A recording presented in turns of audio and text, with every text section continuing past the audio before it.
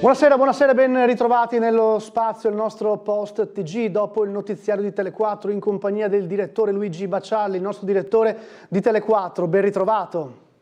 Grazie Gianluca, grazie molte. Auguri a tutti i nostri telespettatori in ritardo, ma insomma... Però è sempre bello farsi gli auguri, l'anno iniziato da poco. Direttore, naturalmente diversi temi di cui parlare in primo piano, soprattutto quello di Cecilia Sala, la giornalista è libera, in volo da Teheran è arrivata in Italia. Diciamo un dossier preso in mano dalla stessa Giorgia Meloni, il Presidente del Consiglio, che ha spinto molto insieme a Intelligence e Ministero degli Esteri, insomma, per far andare tutto nella giusta direzione. Poi, direttore, c'era stata tutta una serie di ipotesi, no, del coinvolgimento sia dell'Iran, degli Stati Uniti, insomma forse qualche ripicca. Come commenti questo rilascio dove tutto è andato bene e si legge appunto che adesso è finalmente a casa dei propri cari? Indubbiamente è stato un successo molto rilevante da parte del governo, che è intervenuto subito in prima persona. Giorgia Meloni era volata a Washington, tra l'ordine del giorno c'era tra gli altri temi ovviamente quello della prigionia di Cecilia Sala, quindi questo è un risultato di cui il governo di centrodestra può sicuramente vantarsi. Bisogna capire adesso che cosa ci è costato. Bisogna capire se per esempio è stato raggiunto un accordo con gli Stati Uniti per eventualmente liberare o mantenere in carcere l'ingegnere svizzero iraniano che ha nominato l'uomo dei droni, che ovviamente a cui hanno dato la caccia per anni, che non vogliono vedere nuovamente in azione. Bisognerà capire se Trump ha accettato di evitare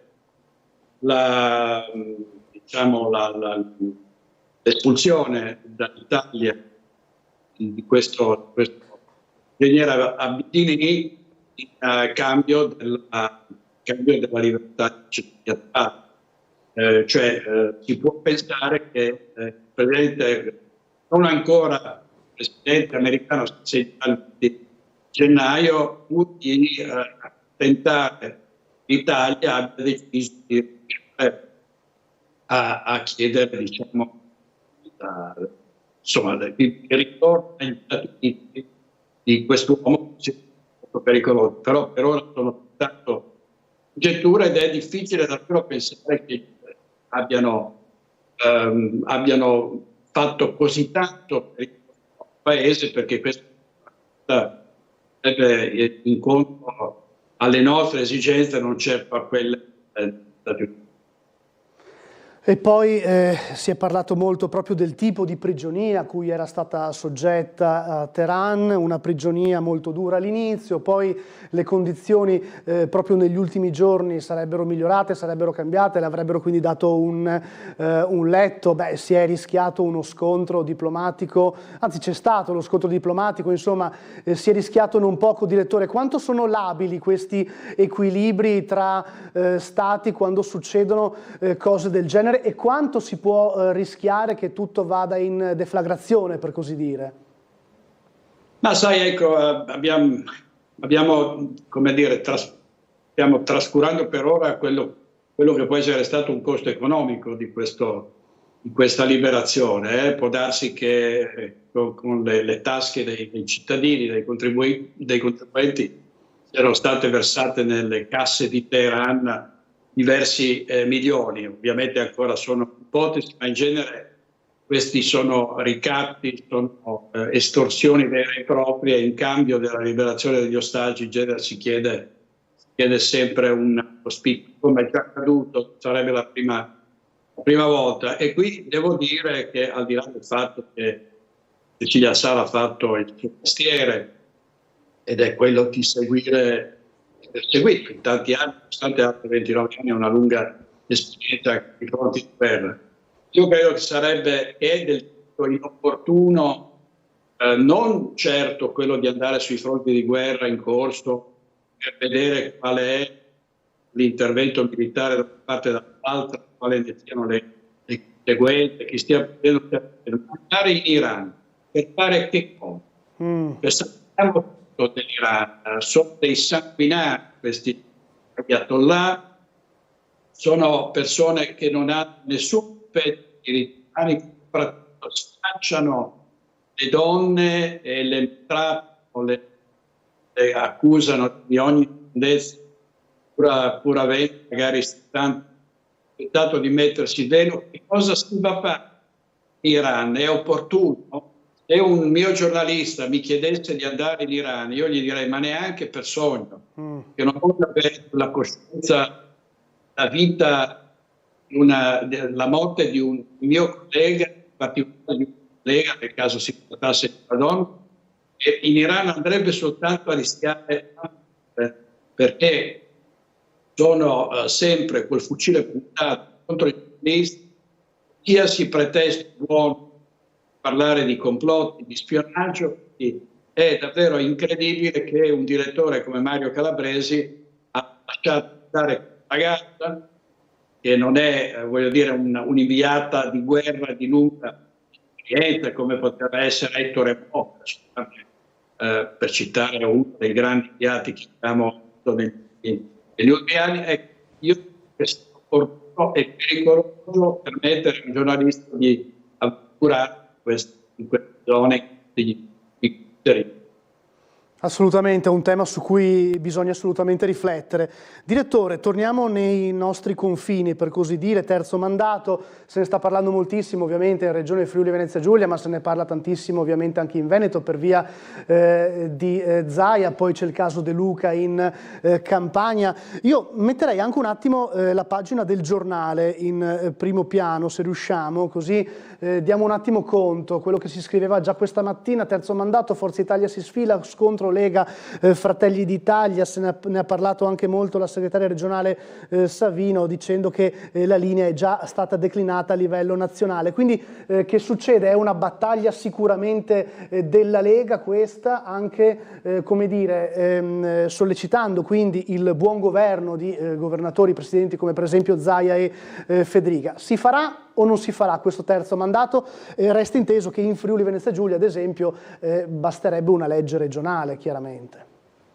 Ecco, a proposito proprio sulla legge regionale, domani ci sarà il Consiglio dei Ministri che era saltato, era previsto nei giorni dell'Epifania, era saltato proprio perché il governo intenderebbe impugnare la legge regionale della Campania che consente a Vincenzo De Luca fino a questo momento di fare un altro mandato. Ovviamente a questo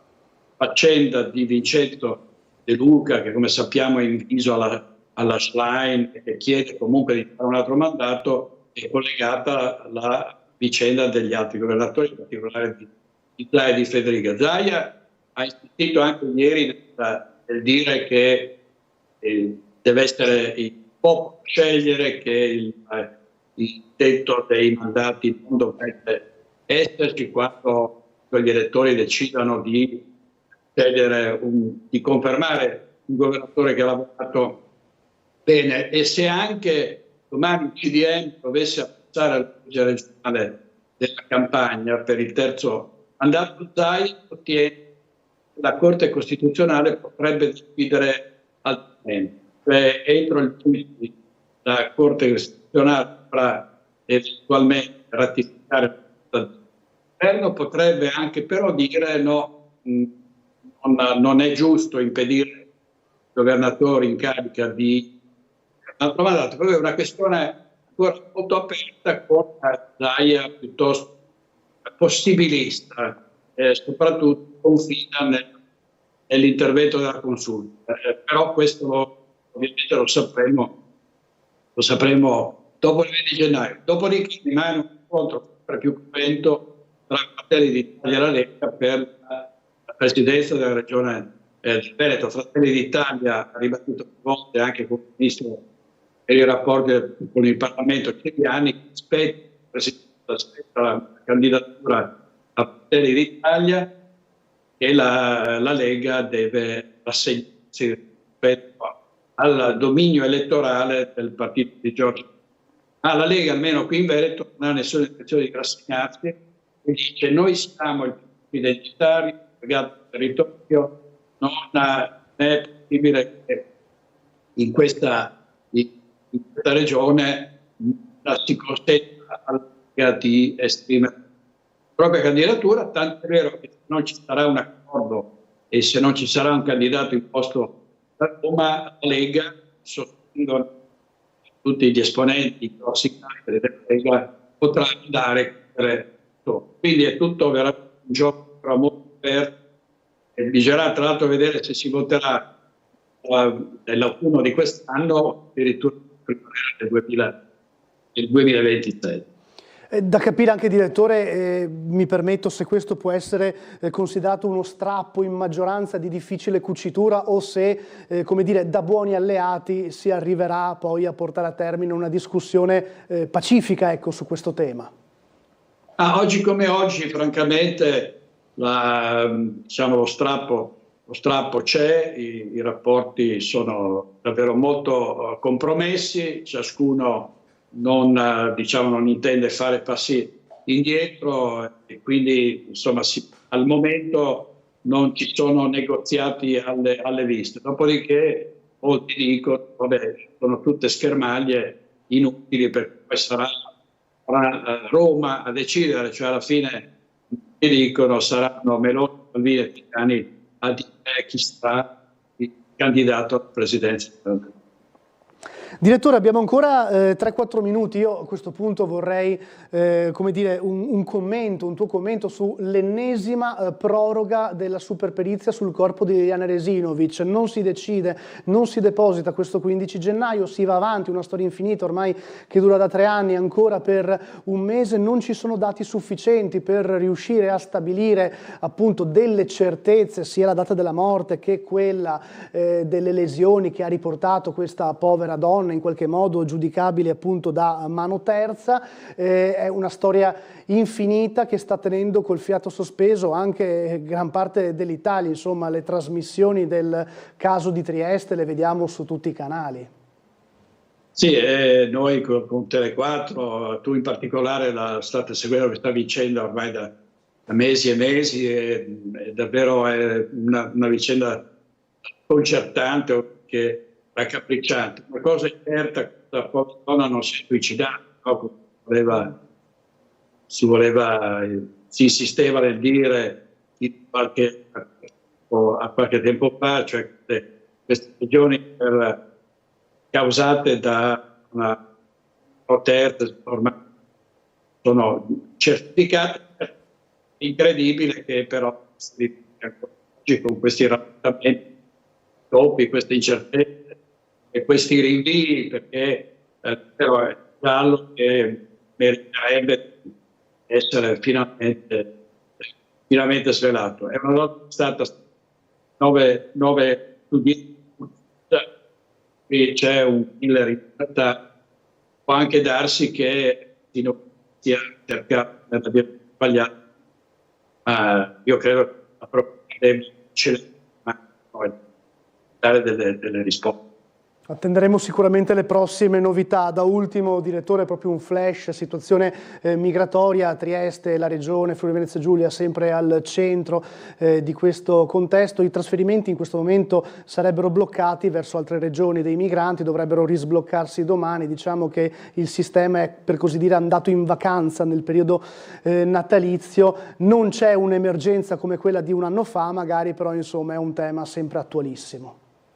Guarda, noi facciamo bene a tenere i riflettori accesi sul confine, perché la rotta balcanica è il vero problema. Tantissimi mezzi di informazione parlano in continuazione dei morti nei canali di Sicilia, degli sbarchi, Lampedusa, l'Albania, gli hub, eccetera. Poi purtroppo il flusso, come raccontate voi quotidianamente, continua, ci sono violenze ai confini, ci sono persone che guidano questi disperati nel nostro paese, che si fanno pagare per farli entrare e arrivo e poi si trova all'addiaccio in una città meravigliosa come Trieste, che non merita di finire in questa situazione. Anche su questo bisogna che le misure siano drastiche e che, nonostante sia stata anche sulla rotta balcanica dei flussi Schengen, la sospensione di Schengen, la situazione e Trieste davvero non merita di essere in queste condizioni. Direttore, io ti ringrazio tanto per il collegamento, per il tuo commento, ovviamente buon lavoro e una buona serata. Grazie al direttore di Tele4 Luigi Bacialli. Grazie Gianluca, a voi tutti, grazie, buon lavoro, arrivederci. Arrivederci direttore, grazie anche a voi per aver seguito questo nostro approfondimento e vi auguro una buona serata.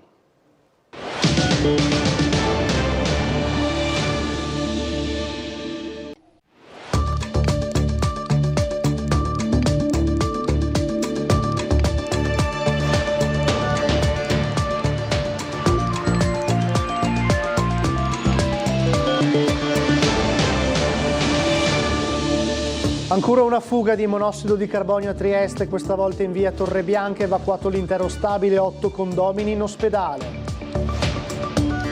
Ennesimo raggiro ai danni di un'anziana a Trieste. Con la tecnica del finto avvocato il malintenzionato ha estorto alla donna 7.000 euro in contanti e monili d'oro. Non si ferma la scia di furti in città, colpita l'altra notte la sede della ditta di costruzioni Maria Mazzaroli in via San Marco, scassinati distributori automatici. Chiesta e ottenuta dalla Procura un'ulteriore proroga di 30 giorni per la deposizione della perizia sul corpo di Liliana Resinovic, sotto la lente la datazione delle lesioni. Il Comitato Novo via appunto un nuovo referendum da proporre alla popolazione per impedire l'opera e attende le risposte della Regione sulle sentenze del TAR. Sabato 11 gennaio torna la giornata dell'infanzia per consentire alle famiglie di scoprire i dettagli dell'offerta educativa nelle strutture comunali e quelle convenzionate. In arrivo al Rossetti il musical Come From Away, ispirato agli avvenimenti dell'11 settembre, uno spettacolo che ha vinto i maggiori premi del teatro statunitense e britannico.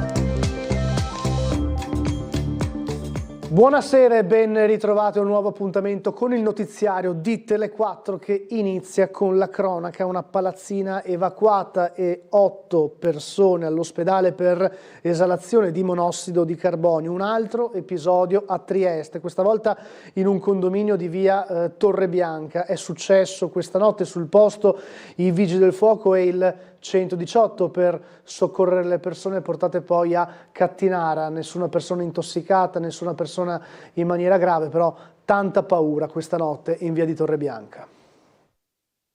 Purtroppo un altro caso di fuga di monossido di carbonio, siamo in via Torrebianca al civico 13, una palazzina di 4 piani è stata evacuata, quindi 8 condomini nella notte sono stati portati all'ospedale di Cattinara per accertamenti. Fortunatamente nessuno si è fatto male, nessuno è rimasto intossicato, però la paura c'è stata. Una tragedia sfiorata. Dopo il caso del 30 dicembre in una palazzina di via Crispi, dove un uomo perse la vita per le esalazioni da monossido di carbonio e 11 persone rimasero intossicate, ecco che stanotte in un'altra zona centrale di Trieste è stata rilevata nell'aria la presenza del gas killer. Stavolta fortunatamente nessuna vittima, ma è stata una notte da incubo per i condomini che sono stati fatti evacuare in tutta fretta dai vigili del fuoco.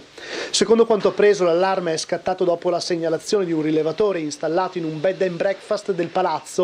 In tal modo i soccorsi sono stati allertati direttamente dallo stesso dispositivo. Così i pompieri e i medici del 118 sono arrivati sul posto in tempo e hanno fatto uscire le persone dalle loro abitazioni. La casa vacanze invece era chiusa, nessun ospite all'interno. Gli 8 condomini evacuati sono stati trasportati all'ospedale di Cattinara. Dagli accertamenti medici è emersa l'esposizione al gas, ma non in quantità sufficiente per un'intossicazione. Nella palazzina di via Torrebianca i vigili del fuoco hanno individuato la perdita e la presenza del monossido di carbonio. Il gas era nell'aria, ma i pompieri hanno subito interrotto la propagazione. Scossi e impauriti i residenti del condominio che hanno passato la notte in ospedale. Non solo la palazzina, anche il negozio a fianco ha subito le ripercussioni dell'incidente. Sono stata chiamata questa notte perché appunto c'è stata questa perdita di gas e quindi insomma siamo corsi giù e c'era una leggera presenza anche in negozio qui da noi. Quindi lei lavora qua di fianco? Sono qui, proprio qui a fianco, sì sì. Cosa le hanno detto i pompieri? Sono intervenuti anche in negozio per assicurarsi della vostra salute? Sì, sono entrati, hanno fatto i rilevamenti e in fondo al negozio, la parte magazzino bagno, c'era una leggera presenza di monossido.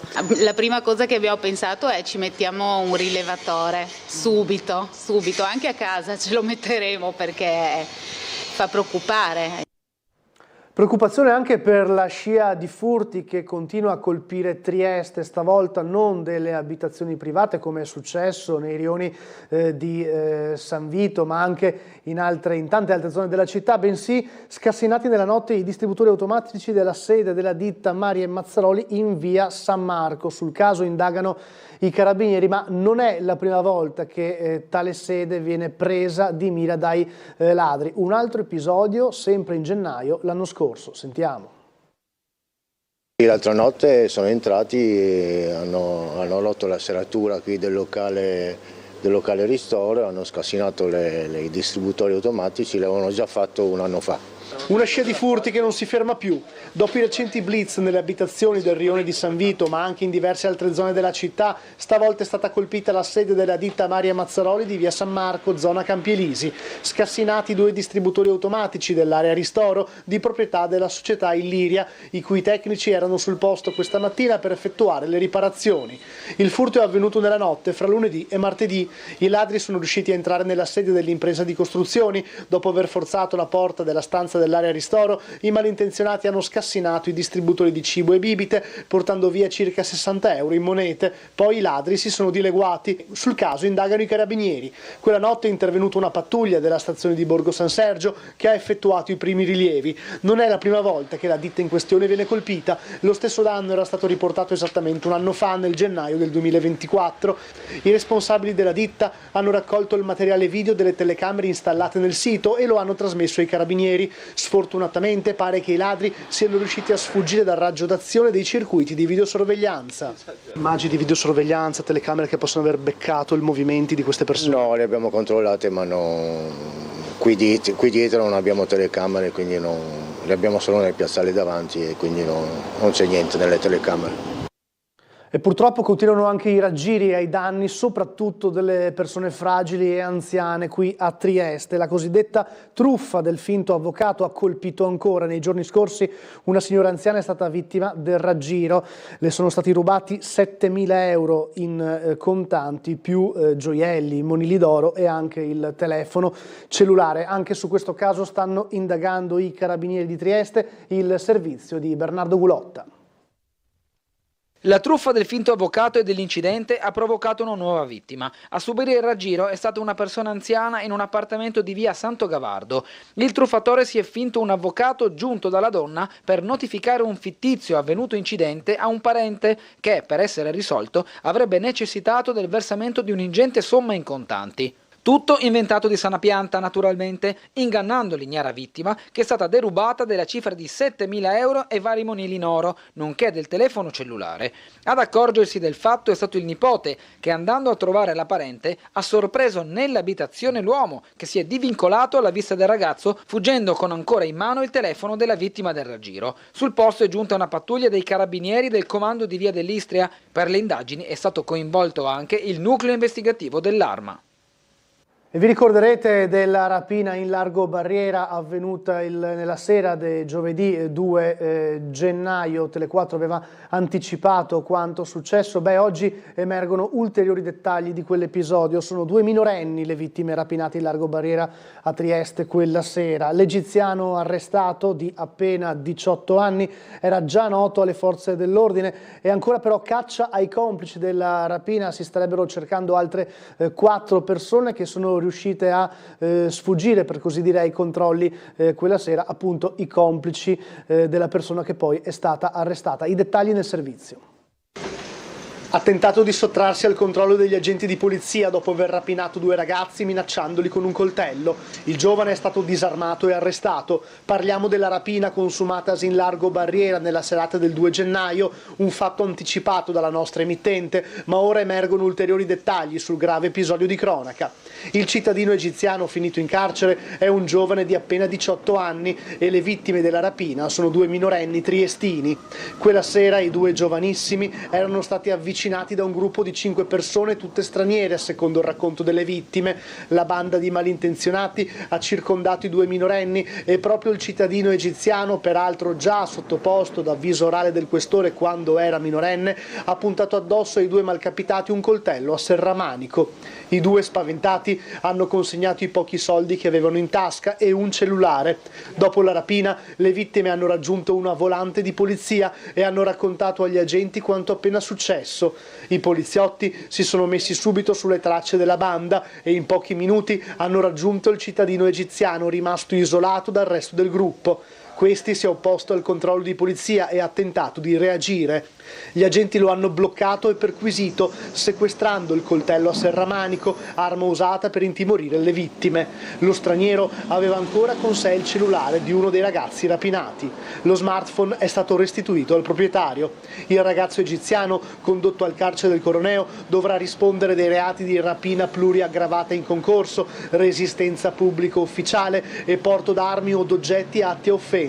La questura è ancora a caccia dei complici del 18enne che per il momento hanno fatto perdere le proprie tracce. 2 persone sono rimaste ferite a causa di un ritorno di fiamma avvenuto oggi pomeriggio a bordo di una motonave accostata a una banchina di Porto Rosega a Monfalcone. Ritorno di fiamma partito da una bombola di ossigeno. Per cause al vaglio delle forze dell'ordine, secondo una prima ricostruzione, la bombola, di cui non si conosceva il contenuto fino all'inizio, ma poi appunto si è evinto essere ossigeno, sarebbe scoppiata provocando il ferimento con ustioni di 2 persone. La centrale operativa della Sores della regione ha inviato sul posto il personale dell'ambulanza con i medici, che si è preso cura di un ferito lieve ricoverato nel locale ospedale, e l'equipe medica specializzata dell'elisoccorso. Il rianimatore ha stabilizzato il paziente più grave, che è stato raggiunto al volto dai detriti provocati dalla fiammata, e prima di intubarlo e trasferirlo d'urgenza in prognosi riservata all'ospedale di Udine. E torniamo a parlare del caso di Liliana Resinovic. Oggi doveva esserci l'ultimo incontro tra i consulenti che si occupano appunto degli esami autoptici della nuova autopsia, ma è stata chiesta e ottenuta poi dalla procura un'ulteriore proroga di 30 giorni per la disposizione della perizia sul corpo, per la deposizione sul corpo di Liliana Resinovic. Sotto la lente di ingrandimento soprattutto la datazione delle lesioni, ma anche altro. Vediamo i dettagli nel servizio. I termini per la deposizione della superperizia sul corpo di Liliana Resinovic sono slittati di altri 30 giorni. Chiesta e ottenuta dalla procura una proroga. Serve ancora tempo per completare tutti gli accertamenti. Secondo quanto filtra, il rebus riguarderebbe la datazione delle varie lesioni evidenziate sul cadavere della 63enne di via Verrocchio. A 3 anni di distanza dal ritrovamento del corpo di Liliana nel bosco dell'ex ospedale psichiatrico di San Giovanni, si sa poco o nulla su quanto effettivamente è successo.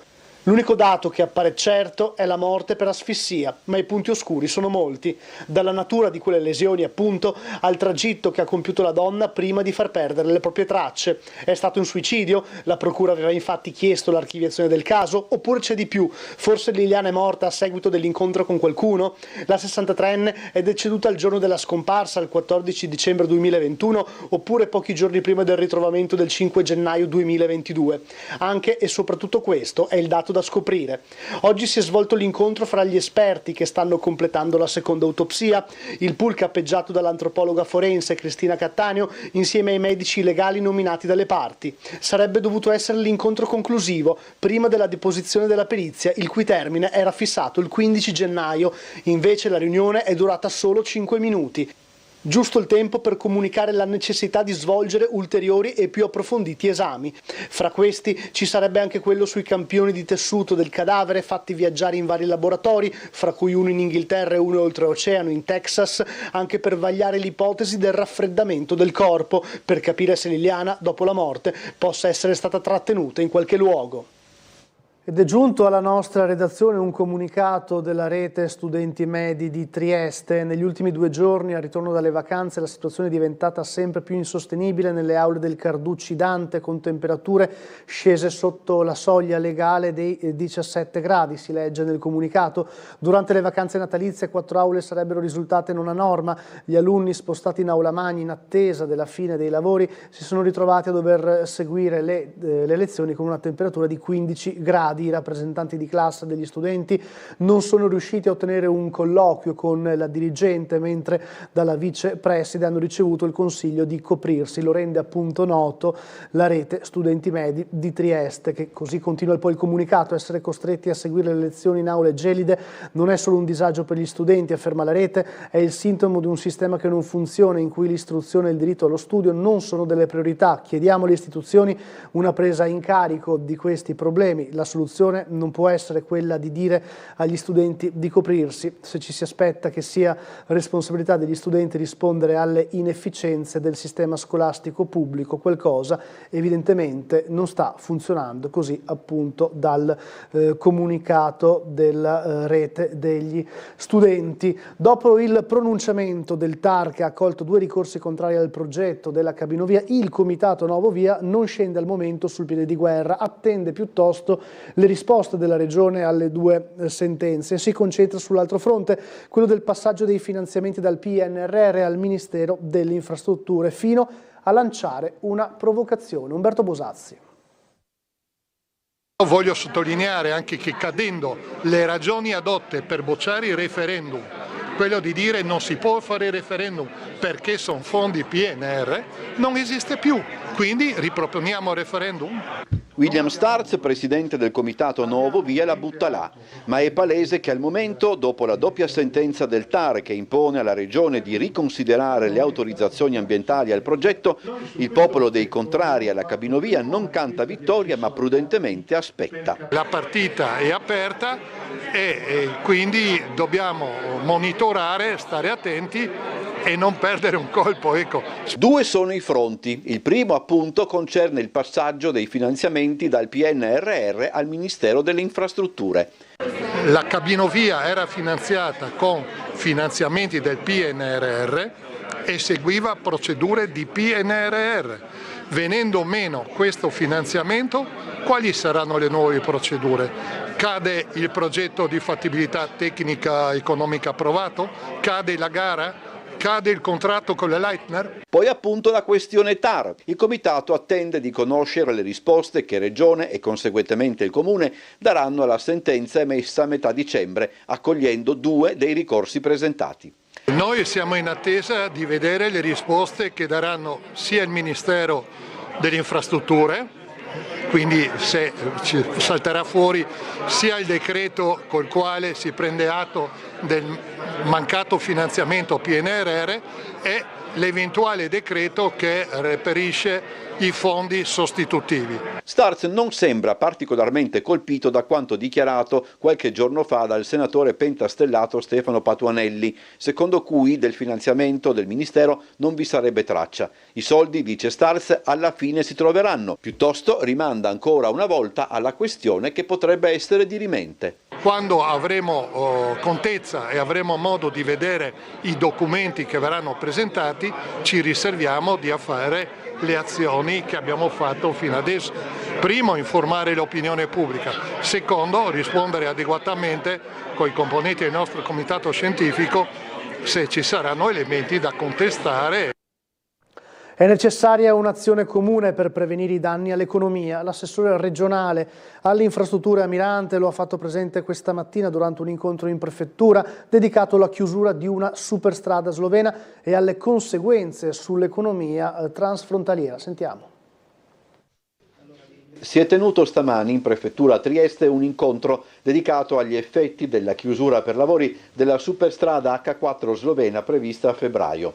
Tra i presenti, oltre al prefetto di Trieste Pietro Signoriello e a quello di Gorizia Ester Fedullo, anche i vertici tecnici della società slovena DARS e del Ministero sloveno dei Trasporti, i sindaci Igor Gabrovec di Duino Aurisina e Tania Cosmina di Morrupino, l'ambasciatore italiano in Slovenia Giuseppe Cavagna, il console generale della Repubblica di Slovenia a Trieste Gregor Šuc e i rappresentanti dell'Interporto di Gorizia.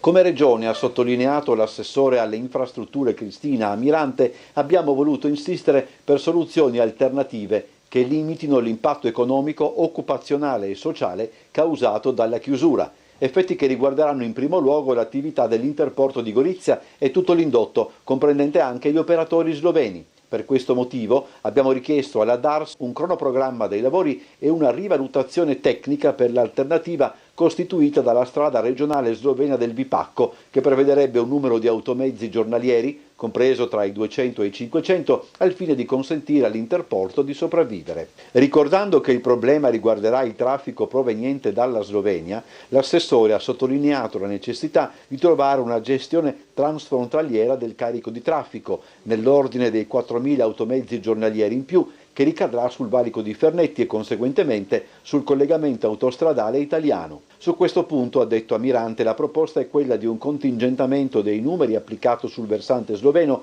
prima della frontiera di Fernetti, affinché si prevengano le code di automezzi pesanti e i rallentamenti del traffico sulla nostra rete autostradale. Nel corso della riunione Amirante si è rivolta ai rappresentanti del Ministero sloveno e della DARS, rimarcando l'opportunità di uno spirito di condivisione sulle scelte, sia perché Italia e Slovenia fanno parte della casa comune europea, sia perché in assenza di correttivi le ricadute negative non si limiterebbero all'Interporto di Gorizia, ma coinvolgerebbero anche il suo indotto sloveno. Ci fermiamo per alcuni minuti di pubblicità, ma torniamo fra poco con altre notizie e servizi. State con noi.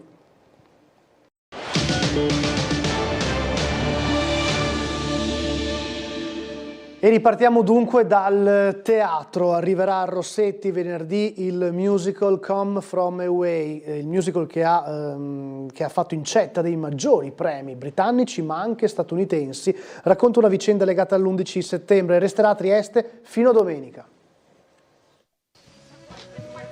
C'è curiosità per Come From Away, lo spettacolo che prima data continentale arriverà a Trieste venerdì e resterà a Rossetti fino a domenica. Il musical non ha sempre raccontato storia e l'acqua di rose, basti pensare ad Oklahoma o a West Side Story. In questo caso il punto di partenza è addirittura l'11 settembre. Gli autori, Irene Sankoff e David Hein, hanno preso spunto da un fatto di cronaca collaterale al crollo delle Torri Gemelle. Come From Away, venuti da lontano in qualche modo, ed era la modalità con cui vennero definiti i passeggeri di ben 38 voli che si stavano dirigendo verso gli Stati Uniti e che nel momento in cui avvennero i drammatici attentati dell'11 settembre si trovavano in uno spazio aereo che stava per essere chiuso.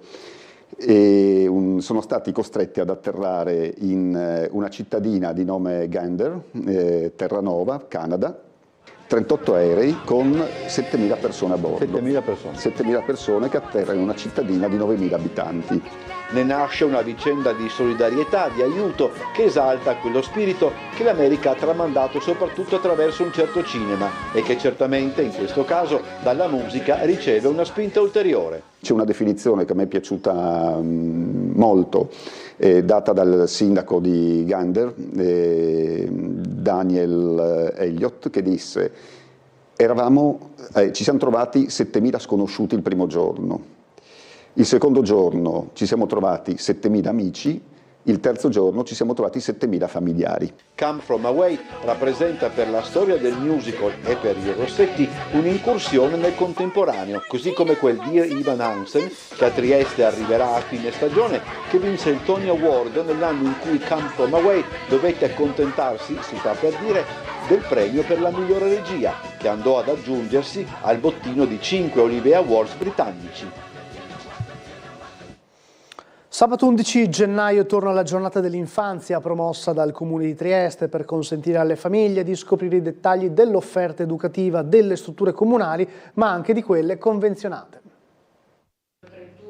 Sabato 11 gennaio è in programma la giornata dell'infanzia, l'attività organizzata dal Comune di Trieste che permette alle famiglie di poter conoscere da vicino le strutture educative e le offerte didattiche dei servizi 0-6 anni, nidi di infanzia comunali e privati convenzionati, spazi gioco, sezioni primavera e scuole dell'infanzia comunali paritarie.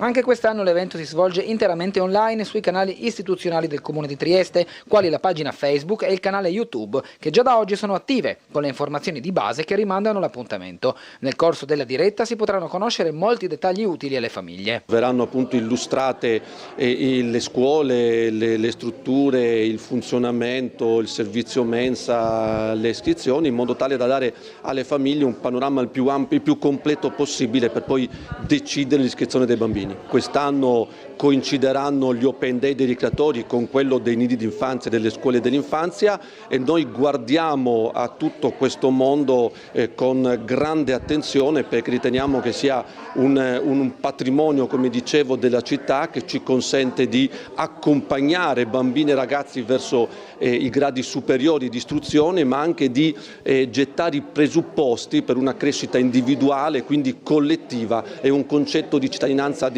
maturo e consapevole. Credo che di questo ci sia grande bisogno. A seguire, tra lunedì 13 e venerdì 17 gennaio si svolgeranno gli Open Day, con un calendario di incontri e la possibilità di visitare di persona le strutture educative comunali. La novità di questa edizione è la partecipazione di tutti i servizi, compresi i ricreatori. Per il calendario è possibile rivolgersi alle strutture o ai siti istituzionali www.triesteducazione.it e www.comune.trieste.it. Infine, da lunedì 13 e lunedì 3 febbraio, le iscrizioni ai servizi educativi 0-6 anni per l'anno 2025-2026 saranno aperte esclusivamente online attraverso il portale iscrizioni dalla homepage del sito www.triesteducazione.it. È tutto dal notiziario di Tele4 di questa sera. Vi ricordo l'appuntamento col nostro post TG insieme a Luigi Baccialli, direttore di Tele4, con cui analizzeremo diversi temi della giornata, e vi lascio per ora in compagnia del presepe di Franco, Daniela e Giada. Buona serata. Jingle bell rock, jingle bells swing and jingle bells ring, snowing and blowing up bushels of fun. Now the jingle hop has begun. Jingle bell, jingle bell, jingle bell rock, jingle bells chiming, jingle bell time, dancing and prancing in Jingle Bell Square.